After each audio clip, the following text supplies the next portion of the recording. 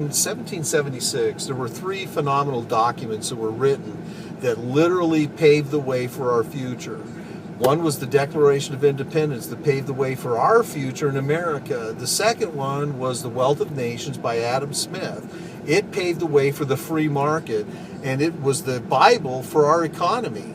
And our economy was so strong because of it, it forced Britain to get out of the mercantile system and everybody else to come into the free economy. And it wasn't until Marx regurgitating Plato and regurgitating, other supposedly great minds of utopianism, where Marx basically, wrote his manifesto and some of his other writings. It's so funny, just to go on this little tangent.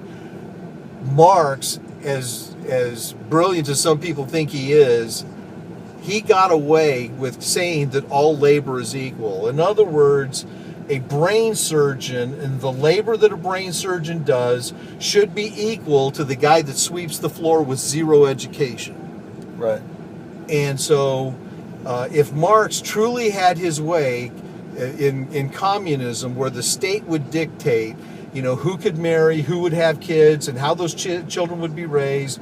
If you look at the true Communist Manifesto and the true distribution of labor and wealth, that all labor was equal, it wouldn't last a day, because people would quickly realize that it was a destructive ideology.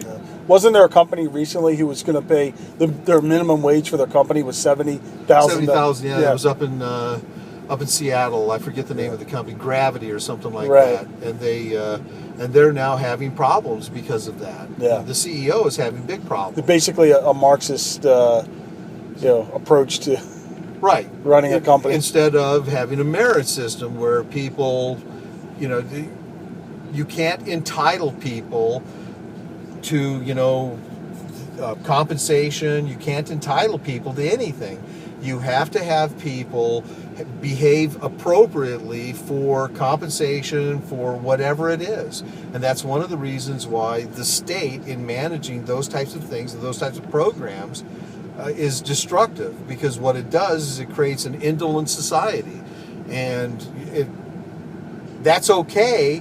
An indolent society over a slow period of time is a good thing if you want to enslave people.